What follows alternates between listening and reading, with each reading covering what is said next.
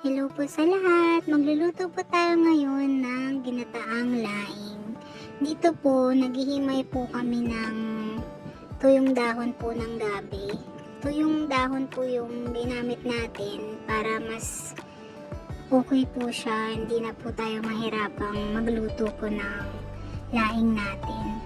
Malalaki po ito masyado kaya hinihimay po natin. Tapos, ito naman po yung labahita po. Nabibili lang po ito sa palengke. Sabihin nyo lang po, labahita. Dried po ito, tapos binabad po namin sa tubig. Para mawala po yung alat niya, kasi sobrang maalat po ito since dried nga po siya. Kaya himayin lang po natin para matanggal po yung mga tinik-tinik ng labahita. Ito naman pong dahon natin ng gabi, hugasan lang po natin ito ng 2 beses para malinis po siya ng maigi.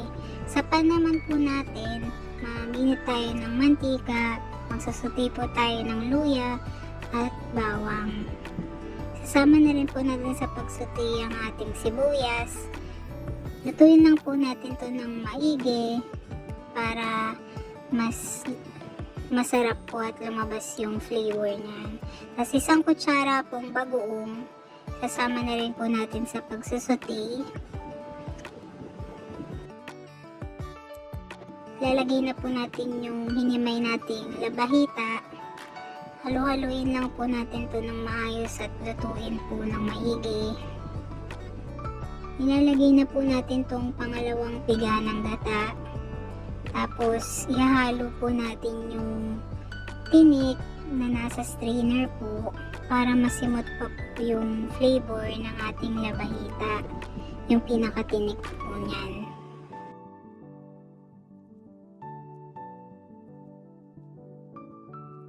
Magdadagdag naman po tayo ng 1/4 cup ng tubig para hindi naman po matuyuan yung ating pangalawang pigang gata. Habang nagsisimmer po to, tsaka po natin ilalagay yung hinugasan nating dried na gabi po. Ganitong paraan lang po yung paghahalo natin sa dahon ng gabi. Parang fina-flat lang po natin ito. Tapos tatakpan na po natin kasi hintayin po natin matuyo yung tubig po. I-check po natin kung natutuyo na. Pag hindi pa, baliktarin po natin tulad ng nasa video po.